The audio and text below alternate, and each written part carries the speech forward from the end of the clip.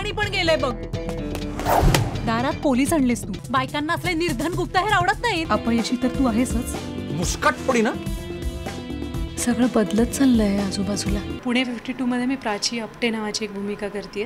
प्राची पुण्यातली आहे आणि तिचं अमर आपटेशी लग्न झालं आहे आणि फार बदलत्या काळात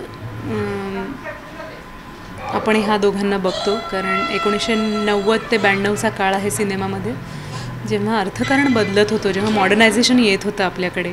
आणि तेव्हा प्राचीला रुटीन आयुष्यापेक्षा वेगळं काहीतरी हवं होतं. ते तिला मिळतं का? तिला नक्की काय हवं असतं? तिचं आणि अमरचं नातं कुठल्या कुठल्या वळणांमधनं जातं हे आपल्याला या सिनेमात बघायला मिळेल. कॅरेक्टर डिस्टर्ब नाही आहे, पण सिच्युएशन्स डिस्टर्बिंग आहेत. आपल्याला असं वाटतं की काही काही माणसांची स्वप्न फार चटकन खरी होतात. ती काही असू शकतात. कोणाला कलर TV हवा असेल त्या काळात, किंवा कोणाला मारुती 800 घ्यायची असेल, तर तशीच प्राचीची पण काही स्वप्न होती. तर असं करताना असं वाटतं की हिची का नाही बरं स्वप्न चटकन पूर्ण होत? हिच्या हातातनं हिचं नातं सुटत चाललं आहे का काय?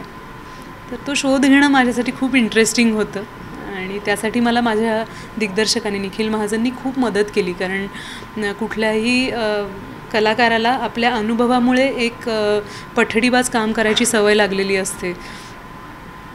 ती चौकट मोडायला मला निखिलनी खूप मदत केली. मला खूप चांगला डिरेक्टर वाटला. परिपूर्ण कुणी असतं का ह्याच्या, आणि परिपूर्ण म्हणजे काय हे मला माहिती नाही आहे, पण निखिलचं करिअर बघायला मला नक्कीच आवडेल त्या सिनेमात, मी असो किंवा नसो. मी मराठी व्यतिरिक्त इतर भाषांमध्ये बरंच काम केलं आहे, पण एक सामायिकता मला नक्की जाणवते. ती म्हणजे प्रत्येकाला सिनेमा बनवण्याची पॅशन तीच असते, भाषा कुठलीही असो. आणि माझ्याबद्दल बोलायचं झालं तर मी कधीच मराठीत काम करायला लाजले नाही आहे. कारण एक काळ असा होता की जेव्हा रिजनल सिनेमा आहे म्हटल्यावरती मराठी नाव आडनाव असलेले कलाकारसुद्धा मराठीकडे वळून पाहायचे नाहीत, कारण हा एक प्रादेशिक प्रयत्न आहे असं कोणाला वाटायचं. मला फार आनंद होतो की मी कधीच ह्या संभ्रमात पडले नाही.